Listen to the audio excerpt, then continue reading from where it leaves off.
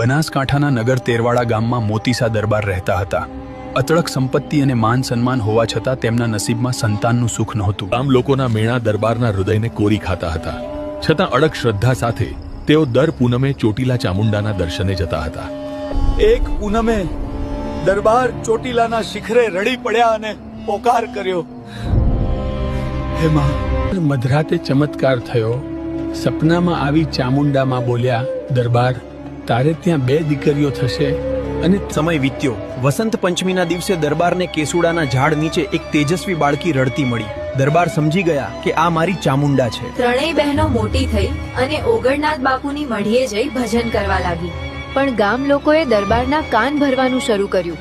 લોકોની વાતોમાં આવી મોતીસાએ ત્રણેય દીકરીઓને ઘરમાં પૂરી દીધી. આ જોઈ ઓગણનાથ બાપુને દુઃખ થયું અને તેઓ રાત્રે ગામ છોડી ચાલ્યા. ત્રણેય બહેનોએ ઘરનો દરવાજો તોડી નાખ્યો અને ગુરુ